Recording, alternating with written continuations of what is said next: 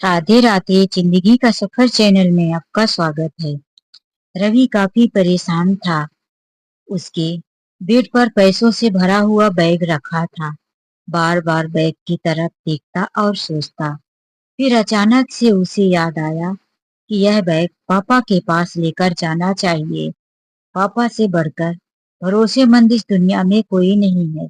उसने तुरंत से बैग का चैन बंद किया और बैग ले घर से बाहर निकल गया। उसकी पत्नी ज्योति उसे आवाज दी, कहाँ जा रहे हो इतनी जल्दी में? लेकिन रवि ने कोई जवाब नहीं दिया और जल्दी ही कार में बैठा। तेजी से कार दौड़ाते हुए वृद्धा आश्रम की तरफ बढ़ गया। वृद्धा आश्रम में रवि सामने पहुंच काउंटर पर बैठे हुए मैनेजर से कहता है कि मुझे सूर्यदेव सिंह से मिलना है। मैं उनका बेटा रवि हूँ। मैनेजर वहां पर खड़े हुए एक चौकीदार को कहता है, जाओ सूर्यदेव सिंह जी को बुलाकर लाओ, उनका बेटा मिलने आया है। लेकिन जब वह चौकीदार लौटकर वापिस आता है तो कहता है कि सूर्यदेव सिंह जी किसी से मिलना नहीं चाहते। वह तो कह रहे हैं कि उनका कोई बेटा नहीं है। फिर ये कौन है? रवि कहता है, शायद पापा मुझसे नाराज हैं, इसीलिए ऐसा कह रहे हैं। आप मुझे पापा के पास जाने दीजिए। मैं उनका बेटा रवि हूँ। आप मेरे साथ चलिए। वहां पर रह रहे चौकीदार उनके साथ चल देते हैं। रवि अपने पिता सूर्यदेव के पास जाकर बैग रख पैर छूने लगता है। आज सूर्यदेव सिंह जी को इस तरह से रवि को देख आश्चर्य हुआ। उनके चेहरे में कोई ऐसा भाव नहीं था कि जैसे इतने दिनों के बाद अपने बेटे को देखकर तड़प हो। शून्य था उनका मन। आत्मा उनकी निष्ठुर हो चुकी थी। इस कहानी को चलिए शुरू से जानते हैं कि ऐसा क्या हुआ कि रवि पैसों से भरा हुआ बैग लेकर वृद्धा आश्रम पहुंचा। इतने अमीर बेटे का पिता सूर्यदेव सिंह वृद्धा आश्रम में क्यों पहुंच गए? कुछ सालों पहले की बात है, जब सूर्यदेव जी अपनी माँ के साथ गांव में रहा करते थे। सूर्यदेव जी के पिताजी इस दुनिया में नहीं थे। जब वह मात्र 18 साल के थे तो उनके पिता किसी बीमारी के कारण दुनिया को छोड़कर चले गए। सूर्यदेव जी खेतों में अपने पिता के साथ पहले भी काम पर जाया करते थे। थोड़ी बहुत उनको खेतों की जानकारी थी, इसीलिए वह अपनी माँ का सहारा बने और खेती किसानी का काम संभाल लिया। पढ़ाई उनकी पहले से भी नहीं थी, इसीलिए वह किसान के रूप में ही काम करते रहे। जब वह 22 साल के हो गए तो उनकी माँ ने किरण नाम की सुशील और सुंदर कन्या के साथ विवाह कर दिया। सूर्यदेव जी जिस तरह से अपनी माँ का ध्यान रखते थे, उसी तरह से उनकी पत्नी भी अपनी सास का बहुत ध्यान रखती थी। सब बहुत अच्छे से चल रहा था। शादी के 2 साल बाद सूर्यदेव जी की पत्नी किरण ने एक बेटे को जन्म दिया, जिसका नाम उन्होंने रवि रखा। रवि अपने माता पिता और दादी का बहुत ही लाडला बच्चा था। रवि के पिता सूर्यदेव जी कहते, मैं अपने बेटे रवि को खेतों में काम नहीं करने भेजूंगा। धूप बारिश ठंडी हर सीजन में मेरा बेटा खेतों में मिट्टी में काम नहीं करेगा। मैं अपने बेटे को पढ़ा लिखा कर अफसर बनाऊंगा। और यह बात सुन उनकी पत्नी किरण भी बहुत खुश होती। रवि अभी मात्र 3 साल का था। तभी सूर्यदेव जी की पत्नी किरण जी की मृत्यु हो जाती है। मानो एक बार फिर से उस घर में दुख का पहाड़ टूट पड़ा। जिस तरह से सूर्यदेव जी पिता के जाने के बाद दुखी हो गए थे और उन्होंने माँ को संभाला, घर को संभाला, किसी तरह से घर गृहस्थी में खुशियां वापस आई थी। उनकी पत्नी आने के बाद, बेटा आने के बाद सब कुछ सही हो गया था। लेकिन एक बार फिर से सब कुछ उजड़ गया। सूर्यदेव जी की माँ भी अब काफी बूढ़ी हो चली थी। घर गृहस्थी का काम और फिर 3 साल के छोटे बच्चे रवि की सेवा, यह सब उनके बस में नहीं था। उन्होंने सूर्यदेव सिंह जी से कहा, बेटा तू दूसरी शादी कर ले, अभी तेरी उम्र ही क्या है, और फिर रवि भी तो छोटा है, उसकी भी तो देख रेख करने के लिए माँ होनी चाहिए। सूर्यदेव जी ने कहा, माँ जिस तरह से तुमने मुझे पाल पोस कर बड़ा किया, उसी तरह से मैं अपने बेटे रवि का पालन पोषण करूंगा। मैं घर के कामों के लिए तुम्हारी मदद करूंगा, लेकिन मैं दूसरी शादी नहीं करूंगा।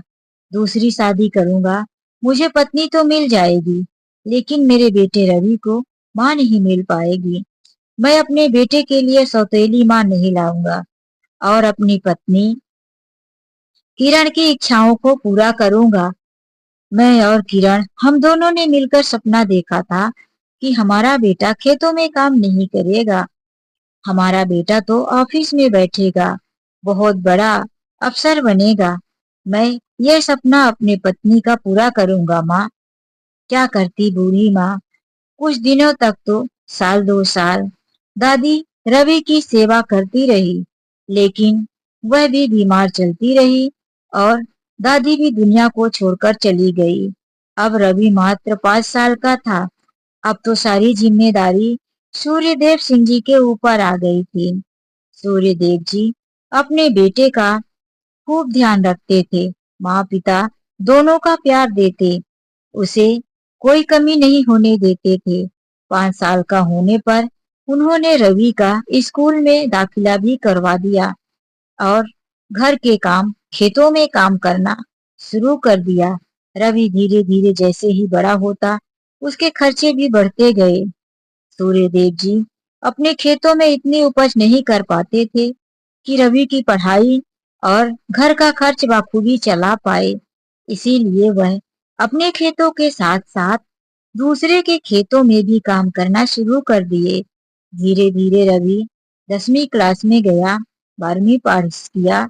अब रवि कॉलेज में पहुंच चुका था और सूर्यदेव जी की मेहनत कड़ी और हो गई थी।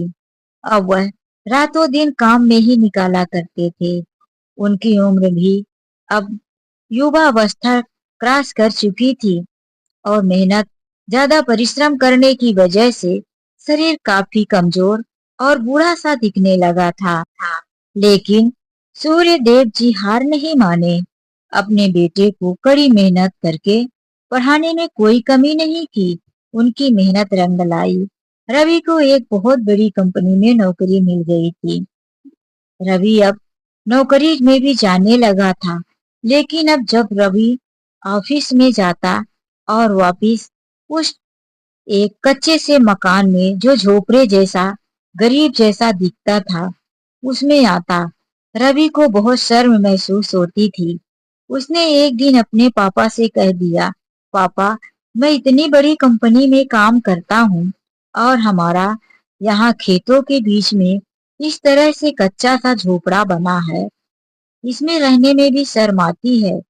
पापा आप घर और खेत बेच दो, मुझे कुछ पैसे दो, कुछ पैसे मेरे पास है तो यहीं पास के शहर में हम अपना घर बनाते हैं और फिर वहां हम अब अच्छे से रहेंगे।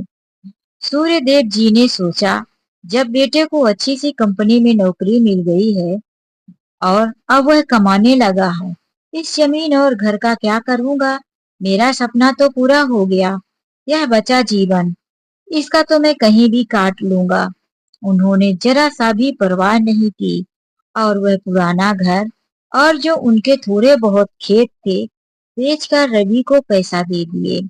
पास के ही शहर में रवि ने फ्लैट खरीदा और वहां 2 माले का आलीशान मकान बनवा लिया। रवि अब झोपड़े से छोड़कर पक्के मकान में आ चुका था। रवि का देखते ही देखते स्टेटस बदल चुका था। रवि अब पहले जैसा नहीं रहा, यहाँ तक कि पिता के साथ वाला व्यवहार भी बदल गया था। पहले जब रवि पढ़ाई करता था तो रात को पिता के साथ घर के कामों में मदद भी करता, पिता के हाल पूछता। लेकिन अब रवि जब ऑफिस से आता, बेपरवाह, कभी यह नहीं पूछा कि पिताजी कैसे हो, घर के काम कैसे कर रहे हो। हाँ, एक अच्छा काम किया था, घर में एक नौकर रख दिया था, लेकिन खुद पिता की परवाह करना भूल गया था। हर रोज सूर्य देव जी अपने बेटे रवि का इंतजार करते, लेकिन जब रवि ऑफिस से आता, बैग सोफे पर रख, टाई बेल्ट निकाल और चेंज कर खाना खा सोने चला जाता। सूर्य देव जी बेटे को निहारते रहते और सोचते, रवि थक जाता है, बेचारा पूरा दिन ऑफिस में काम जो करता है। बस वो रवि को देखकर और उसके बारे में सोचकर ही मन को तसल्ली दे देते थे, उससे कभी शिकायत नहीं करते थे। यही उनका अब रोज का हो गया था। एक दिन रवि जब शाम को देर से लौटा, रात काफी हो चुकी थी, तो लड़खड़ाता हुआ नौकर ने दरवाजा खोला और हॉल पर बैठे हुए सूर्य देव जी रवि का इंतजार कर रहे थे। आते ही रवि ने बैग पटका और उसका जो शर्ट था पैंट में से निकला हुआ था, जैसा कि उसने सेटिंग करके पहना था, लेकिन आज उसके कपड़े की ड्रेसिंग इधर उधर थी। उसकी टाई खिंची हुई थी, कदम लड़खड़ा रहे थे। सूर्य देव जी के तो मानो पैरों तले जमीन सरक गई। रवि, बेटा, आज तूने शराब पिया है? अरे, यह तुझे क्या हो गया है? रवि ने कहा, पापा, आप बहुत रोक टोक करते हो। अब मैं एक बड़ी कंपनी में नौकरी करता हूँ, बहुत बड़ा बिजनेसमैन हूँ, पैसे कमाता हूँ, हाई फाई सोसाइटी के लोगों के साथ मेरा उठना बैठना है। आज ऑफिस में पार्टी थी और थोड़ा सा पी लिया, तो उसमें कौन सा पहाड़ टूट गया। आप इस नए मकान में आ तो गए हो, लेकिन अभी भी गरीब मजदूर और गवार के गवार ही हो। जब देखो बैठे रहते हो। क्यों? आता हूँ तब आप सो क्यों नहीं जाते? अब मैं बच्चा नहीं रहा। आपकी यह रोज रोज की रोका टोकी बिल्कुल पसंद नहीं है। आप अपने काम से काम रखा करो। आज रवि ने नशे की हालत में अपने पिता को जो कहा, वह उनके दिल को चीरकर रख दिया। शायद रवि के मन का गुबार आज नशे में फूट पड़ा। रवि यह सब सोचता था अपने पिता के बारे में, तभी तो आज उसके मुंह से निकल गया। सूर्य देव जी मन में सोचे, अभी रवि होश में नहीं है, इससे सुबह बात करता हूँ। दूसरे दिन सुबह होते ही जब रवि नहा धोकर ऑफिस के लिए तैयार होने लगा, तो सूर्य देव जी कहते हैं, बेटा, तू कैसे दोस्तों के साथ काम करता है? एक बार मुझे अपने दोस्तों से तो मिला दे। ये कैसे दोस्त हैं जो शराब पीते हैं और तुझे भी बिगाड़ के रख देंगे? रवि ने कहा, पापा, वो ऑफिस में हो गया ना, अब रोज रोज थोड़ी ना मैं शराब पी रहा हूँ, और कोई दोस्त अभी यहाँ नहीं है, सब बाहर गए हुए हैं। पापा, कब तक आप इतने पुराने ख्यालों में रहेंगे? कौन सा मैं रोज रोज शराबी बना जा रहा हूँ? यह बात भी सूर्य देव जी को कुछ ठीक नहीं लगी, लेकिन वह मन में पूरा दिन सोचते रह गए। और रवि अपनी टाई ठीक करता हुआ सूटकेस उठाया और ऑफिस चला गया। शाम को जब रवि आया, तो उसके साथ उसके दो तीन दोस्त भी थे। वह सब खिलखिलाकर हंस रहे थे, रवि को दरवाजे तक बधाई दे रहे थे। अरे, मुबारक हो रवि, मुबारक हो। लेकिन रवि अंदर आया, सूर्य देव जी इंतजार कर रहे थे। उन्हें लगा शायद मेरे बेटे को आज तरक्की मिली होगी, ऑफिस में प्रमोशन हुआ होगा, लेकिन रवि ने कुछ बताया नहीं। तो सूर्य देव जी ने खुद ही पूछा, बेटा, वह कौन थे? किस चीज की बधाई दे रहे थे तुझे? रवि ने कहा, पापा, वो क्या है कि आज ऑफिस में, पापा, अब सब कुछ आपको बता ही देता हूँ। मैं जहाँ नौकरी करता हूँ, वहाँ के बॉस की लड़की से मेरा आज एंगेजमेंट हो गया है। ये रही रिंग। उन्होंने एक बहुत बड़े होटल में यह पार्टी रखी थी और जल्दी ही हमारी शादी होने वाली है। यह सुनते ही सूर्यदेव जी का कलेजा बैठ गया। क्या तूने एंगेजमेंट कर ली और मुझे भी बताना उचित नहीं समझा? बेटा, मैंने तेरे लिए क्या क्या सपने देखे थे, अपने जीवन की कितनी कुर्बानी दे दी, लेकिन तू अपने पिता से इस तरह कर सकेगा, मैं कभी सोचा नहीं था। मेरे भी तो सपने थे कि मैं तेरी शादी देखूं, तेरी बहू को यानी कि तेरी पत्नी को खुद पसंद करूं। चल ठीक है, तेरी ही पसंद सही, लेकिन एक बार मुझे भी तो बताया होता। रवि ने कहा, पापा, आप वहां नहीं जा सकते थे। उस होटल में आपसे अच्छे अच्छे वेटर थे, जो खाना बना रहे थे, परोस रहे थे, सफाई कर रहे थे। वो सब आपसे अच्छे दिखने वाले। आप खेतों में काम कर करके, पापा आप समझते क्यों नहीं है? आप हाई फाई सोसाइटी के लायक नहीं हैं। आप वहां होते तो हमारी बेइज्जती हो जाती, यहाँ तक कि कहीं हमारी शादी कैंसिल ना हो जाए। पापा प्लीज, आप इन सब बातों में बीच में मत आओ। आप खुद को तो देखो, किसी जमींदार के यहाँ काम करने वाले गरीब मजदूर लग रहे हो। आप ना आओ हमारे साथ तो ही अच्छा है। सूर्यदेव जी आज रवि की बातों को सुनकर अवाक सा रह गए। उनके मुंह से कोई शब्द नहीं निकला। जिस बेटे के लिए मैं दूसरों को खेतों में काम करने वाला मजदूर बना, आज वही बेटा मुझे इस तरह से जवाब दे रहा। मैं उसे पसंद नहीं आ रहा। अरे, मैंने इस चमड़ी को, अपने शरीर को काला कर दिया, रातों दिन धूप में जलता रहा और बेटे को फूल की तरह पालता रहा, और आज वही बेटा मुझे कांटा बन के चुभ रहा है। लेकिन इस सब इमोशनल भरी बातों, जज्बातों का रवि के ऊपर कोई असर नहीं हुआ, ना तो पिता की आंसू का और ना ही उसके जज्बातों का। रवि तो पैसों की चकाचौंध और हाई फाई सोसाइटी की दुनिया में खो चुका था। जल्दी ही किसी बड़े होटल में रवि की शादी हो गई और रवि एक दिन अपनी पत्नी को लेकर भी घर आ गया। रवि की पत्नी यह तो जानती थी कि यह ससुर है, लेकिन वह ना तो अपने ससुर के पैर पड़ी और ना ही आशीर्वाद ली। वह घर में आते ही उन्हें नौकरों से भी बदतर देखती थी। एक कोई नौकर को भी अच्छे से बात करता है, घर के काम समझाता है, लेकिन जब भी वह रवि के पिता सूर्यदेव जी को देखती तो उनसे 4 हाथ दूरी निकलती, नाक दबा लेती, यहाँ तक कि फेस के पास, चेहरे के पास हाथ ले जाकर हाथ से हवा उड़ाने लगती, जैसे कि उनके शरीर से बदबू निकल रही हो। उसने कई बार कहा भी, रवि, तुम अपने पिता के लिए कोई एक कमरा अलग से व्यवस्थित कर दो और पिताजी को समझा दो कि सारे कमरों में इधर उधर घुमा ना करे, और हाँ, अब वह किचन में आना बंद कर दे, वरना मैं घर का खाना बनाया हुआ नहीं खाऊंगी। तुम्हारे पिताजी किस तरह से देहाती, गवार और बदबूदार लगते हैं।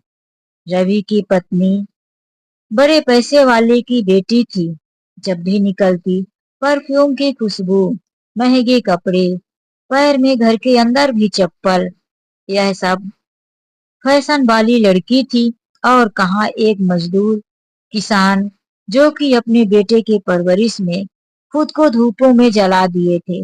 फटी एड़िया, काला हाथ पैर में करक। अरे, यह तो अपने बेटे के लिए अपने शरीर की भी सुरक्षा नहीं किए। यह बात अब ज्योति कहाँ समझ सकती थी। रवि ने पिताजी से एक दिन कह दिया, पापा, अब जबकि घर में बहू आ गई है तो अच्छा नहीं लगता कि आप घर के अंदर वाले कमरों में रहें और अंदर अंदर घूमे फिरे। इसमें मेरी पत्नी ज्योति को भी प्राइवेसी चाहिए, इसीलिए बाहर वाला जो कमरा है, जिसमें पुराने सामान, हमारी साइकिल और गाड़ियां वगैरह रखी है, वो सब आप साफ करवा के और उसी में रहना स्टार्ट कर दो। रवि के पिता सूर्यदेव जी रवि की इच्छा पूरी करने के लिए जो साइकिल जो खिलौने और सारी चीजें दिलाया करते थे, वह सब उसी घर में पड़ी थी। उसका दरवाजा बाहर से निकलता था, मानो कि वह कबाड़ रूम था। घर की पुरानी चीजें जो कि अब जरूरत में नहीं आती थी, उसी घर में रख दी जाती थी। रवि ने नौकर से कहकर वो सारी चीजें निकलवा दी और वही कमरा अपने पिता सूर्यदेव जी को दे दिया। घर में खाना बनाने साफ सफाई के लिए नौकर लग गए थे और रवि ने अपने लिए एक आने जाने को कार भी खरीद लिया था। अब तो रवि के पैर और उसकी पत्नी ज्योति के पैर जमीन पर नहीं पड़ते थे। अब घर का नौकर ही सूर्यदेव जी को खाना ले जाकर देता। सूर्यदेव जी अब ना तो अपने बेटे रवि से ज्यादा मिल पाते और ना ही ज्योति। बहू तो कभी उन्हें ससुर समझी ही नहीं।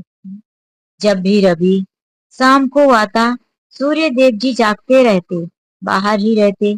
रवि की कार खड़ी होती और जब रवि निकलता, सूर्यदेव जी उसे आंखें भर के देखते। उनका दिल गदगद हो जाता, मेरा बेटा आ गया है। दिल करता कि जाकर बोले, बेटा पूरा दिन कैसा रहा, कैसे हो, दो शब्द अपने बेटे से बात करे। लेकिन उन्हें पता था कि रवि भड़क जाएगा, गुस्से से चिल्ला उठेगा और फिर बहू ज्योति को भी मौका मिल जाएगा। अब तो सूर्य देव जी के जीवन में सुबह और शाम यही होने लगा था। जब सुबह जाता तो वह बाहर बैठे अपने दरवाजे पर बेटे को देखते और शाम को भी। एक दिन उनका चश्मा टूट गया था। वह जब रवि ऑफिस के लिए निकलने वाला था, तैयार हो रहा था, कपड़े पहन दोनों साइड में स्प्रे छिड़क रहा था, वहीं पर सूर्य देव जी पहुंच गए। रवि तकिए के नीचे चश्मा ऐसे ही रख दिया, कवर में डालना नहीं भूल गया था। देख, एक तरफ का कांच टूट गया है, बेटा इसे लगवा के लाना। तभी वहीं पर ज्योति आ गई और कहने लगी, अरे छी छी छी, कितनी बार कहा है कि अंदर मत आया करो। देखो, पूरा घर गंदा कर दिए। अपने पिताजी से बाहर ही मिल लिया करो। रवि, मुझे पसंद नहीं है। तुम्हारे पिताजी डायरेक्ट देखो कमरे में आ गए और यहाँ बेड पर अपना टूटा चश्मा भी रख दिया। बहू, मैं चश्मे के लिए कहने आया था, क्योंकि बाहर निकलकर जाते हुए टोकना अच्छा नहीं लगता, अशुभ माना जाता है। मैं रवि को पीछे से आवाज नहीं देना चाहता था। ज्योति गुस्से से बोली, आप तो हम दोनों को कभी सुखी देखना ही नहीं चाहते हो। किसी ना किसी बहाने हमारे पति पत्नी के बीच में आ ही जाते हो। चश्मा टूट गया था, बाद में नौकर से कहलवा देते। बिना बताए घर के अंदर घुसे आने की क्या जरूरत थी। रवि भी अब ज्योति की बातों में ही आकर कहता है, हाँ बाबूजी, इतनी भी क्या जल्दी थी, मुझे ऑफिस के लिए देर हो रहा है। आप यह चश्मा नौकर को बोलकर बनवा लेना, मेरे पास इन सब कामों के लिए टाइम नहीं है। मैं घर के चश्मे बनवाता रहा तो मेरा और काम कौन करेगा। यह कहकर वह ऑफिस निकल गया और सूर्य देव जी बेटे के पीछे पीछे बाहर निकले और ठग से खड़े रह गए और रवि कार में बैठा फर्राटे से बाहर चला गया। ज्योति एक स्प्रे उठाई और जहां जहां ससुर आए हुए थे, उस कमरे में पूरे स्प्रे डालने लगी। ऐसा उसे लग रहा था कि ससुर घर के अंदर आ गए। उनके शरीर के सारे कीटाणु बदबू उसके कमरे में लग गए। उसने सैनिटाइजर छिड़का और आवाज दिया, घर में एक बार फिर से पोछा मार देना। नौकर ने कहा, हाँ मालकिन, कर दूंगा। यह सब सूर्य देव जी देख रहे थे। वह फिर से अपने कमरे में दरवाजे पर बैठे रहे। उन्होंने नौकर से भी कहा, तुम ही ले जाकर मेरा चश्मा ठीक करवा दो। नौकर ने कहा, करवा दूंगा चाचा, लेकिन अभी तो घर के बहुत सारे काम करने हैं। पहले मालकिन के काम खत्म कर दूं, फिर जाता हूँ। लेकिन वह नौकर पता नहीं कब काम खत्म करके चला गया। कृष्णदेव जी उसका भी इंतजार करते रह गए। जब बड़े बुजुर्गों की इज्जत घर में नहीं होती, उनका अपना बेटा ही मान सम्मान नहीं देता, तो पराये से क्या आशा करना। नौकर अपना काम खत्म किया चला गया। सूर्यदेव जी इंतजार करते रह गए। दूसरे दिन घर में बहुत बड़ी पार्टी थी। लोगों का आना जाना लगा था। पहले तो सूर्यदेव जी को समझ में नहीं आया, लेकिन जब खाना पीना सब कुछ होने लगा, पार्टी की तैयारी शुरू हुई और यहाँ तक कि पार्टी भी शुरू हो गई। लेकिन सूर्यदेव जी का एक आंख का चश्मे का कांच टूटा हुआ था। एक आंख से उन्हें दिखाई नहीं देता था। वह क्या करते, एक ही कांच से देखकर काम चलाते थे। सुबह से घर में म्यूजिक की आवाज आ रही थी। अच्छे अच्छे भोजन पकवान की अच्छी खुशबू आ रही थी। वह समझ गए थे कि बेटे ने घर में पार्टी दिया है। वह अपने कमरे में पड़े सब कुछ देख और सुन रहे थे, लेकिन अभी तक उनके पास नौकर सुबह से नाश्ता भी लेकर नहीं गया। शायद वह काम के चक्कर में भूल गया हो। अब 2 बज चुके थे। सूर्यदेव जी से भूख सहन नहीं हुआ। वह अपना वही एक आंख से टूटा हुआ चश्मा पहने और एक आंख में हाथ रख लिए। उन्हें एक आंख से दिखाई दे रहा था। हाथ रखे ही वह बाहर निकल गए।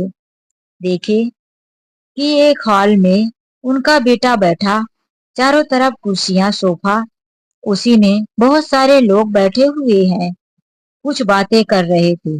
वह रवि के ऑफिस के दोस्त थे, कुछ बिजनेस की बातें कर रहे थे। तभी धीरे धीरे कदमों से सूर्यदेव जी वहां पहुंच गए।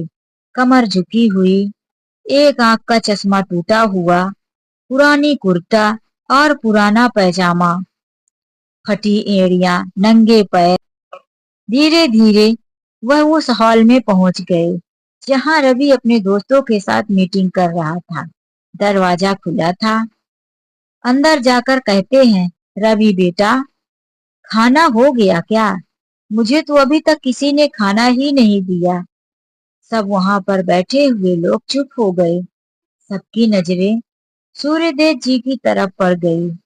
फिर एक ने पूछा, यह कौन है? तब रवि के मुंह से शब्द नहीं निकला। फिर दूसरे ने पूछा, कौन है यह बुजुर्ग कौन है? रवि ने कहा, पिता, मेरे पिता हैं। लेकिन वह गुस्से से पानी पानी हो गया था। वह दांत दबाते हुए, गुस्से को कंट्रोल करते हुए बोला, आप चलिए, मैं आपके लिए खाना भिजवाता हूँ। फिर से पीछे मुड़े और सूर्यदेव जी दीवार पकड़ते हुए, एक हाथ आंख में रखे हुए, धीरे धीरे अपने कमरे में आ गए। और रवि ने नौकर को आवाज दिया, पिताजी के कमरे में खाना नहीं दिया क्या? मीटिंग हुई, लेकिन रवि का अब मीटिंग में मन नहीं लग रहा था। बहुत ही उसे आत्मग्लानि सी हो रही थी। बहुत बुरा लग रहा था। क्रोध उसका लग रहा था कि फट पड़ेगा। जैसे ही मीटिंग खत्म हुई, लोग अपने अपने घर चले गए। घर में बचे थे उनके परिवार वाले। तभी रवि ने जोर से चिल्लाया, ज्योति, यह सब मेरे घर पर क्या हो रहा है? बाबूजी को खाना दे दिया होता तो इस तरह से आज मेरी इज्जत का कचरा नहीं करते।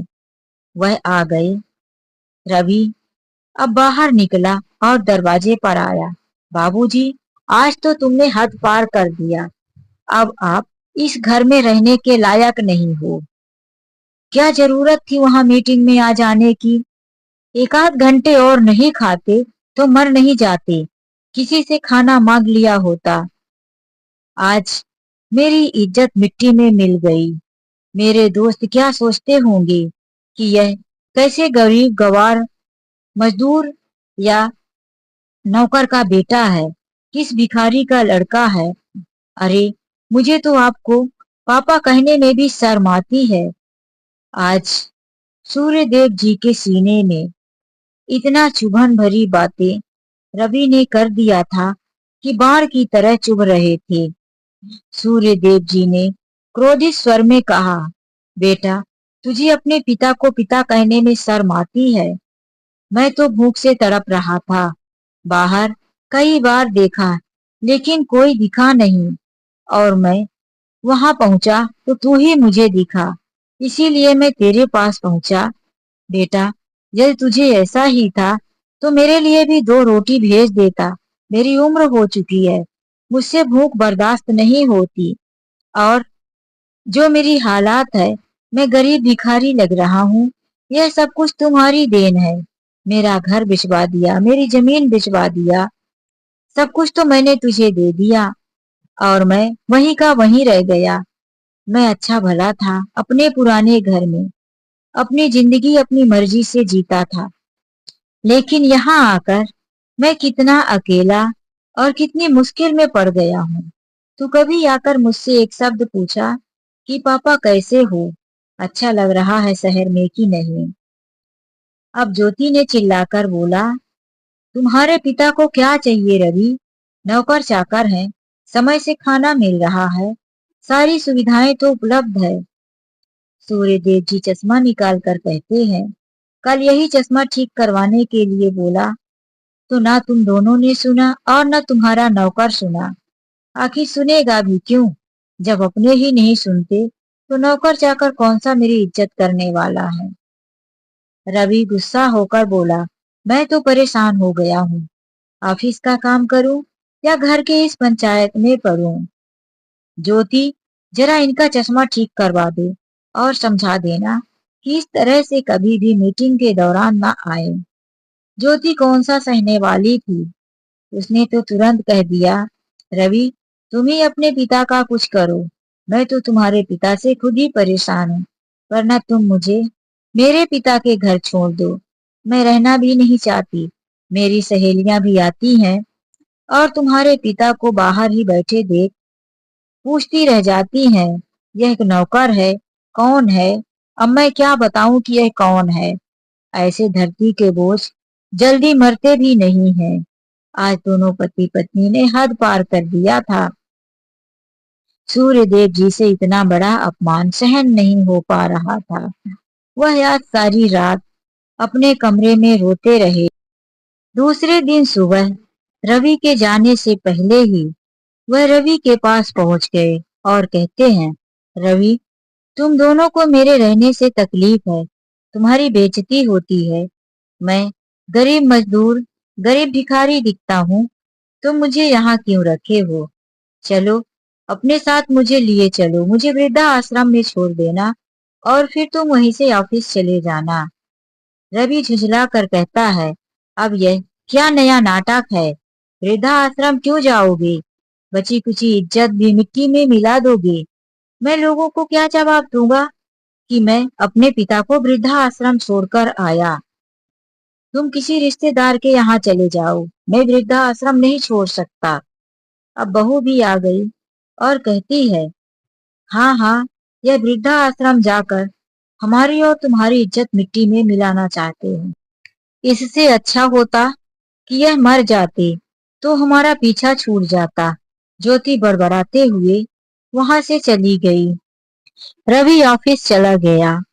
ज्योति अपने कमरे में रही, नौकर चाकर काम करते रहे। सूर्य देव जी अब इतना बर्दाश्त नहीं कर पा रहे थे। वह अपनी पोटली उठाई और उसमें 2 जोड़ी कपड़े रखे और वहां से चुपचाप निकल लिए, और वह पहुंच गए वृद्धा आश्रम। शाम को जब रवि घर आया तो उसे कोई फर्क ही नहीं पड़ा, क्योंकि वह पहले भी ना पिता से मिलता था ना बातें करता था। यहाँ तक कि सूर्यदेव जी खुद ही बैठे इंतजार करते थे उसे। दरवाजा खुला रहता था, लेकिन आज कमरे का दरवाजा बंद था।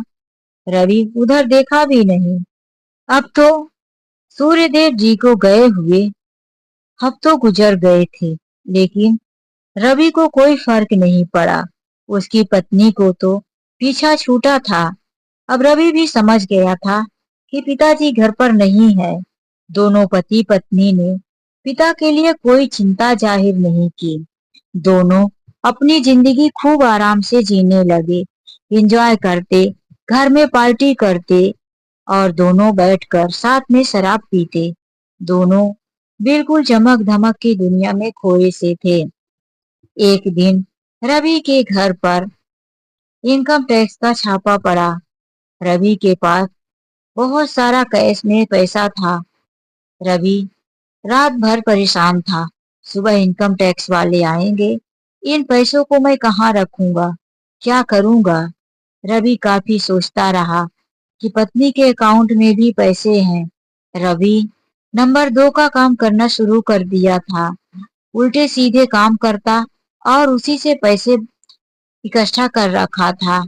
आज रवि की आंखें खुली जब उसके घर पर इनकम टैक्स वालों का छापा पड़ा। रवि ने सोचा, मैं अपने यह पैसे कहाँ छुपाऊं, किसे दे दूं? इतनी मेरी मेहनत की कमाई है, मैं ऐसे तो नहीं जाने दूंगा। वह सोचता रहा। फिर सुबह उसे अपने पिता की याद आई कि आज मेरे पिता होते तो मुझे कुछ न कुछ सलाह जरूर देते। अब मैं पिता के पास ही जाता हूँ। वह पैसों से भरा बैग उठाया और पहुंच गया वृद्धा आश्रम, जहाँ पर कृष्णदेव जी उसे पहचानने से भी इनकार कर दिए। रवि जबरदस्ती का उनका पैर छुआ और कहने लगा, पापा, मैं इस बैग में पैसे लेकर आया हूँ। मैं चाहता हूँ इन पैसों को आप अपने पास रखिए, अपनी जरूरत के लिए भी ले लीजिए, लेकिन मेरी मेहनत की कमाई को बचा लीजिए। सूर्य देव जी ने कहा, तेरी मेहनत की कमाई, तेरे इस कमाई से मैं 1 रुपया भी ना लूं, मेरे लिए हराम है। जब मैं वह घर छोड़कर आ गया, तुम दोनों से मेरा कोई रिश्ता नहीं, तो भला मैं तेरे इस हराम की कमाई से रिश्ता क्यों रखूंगा?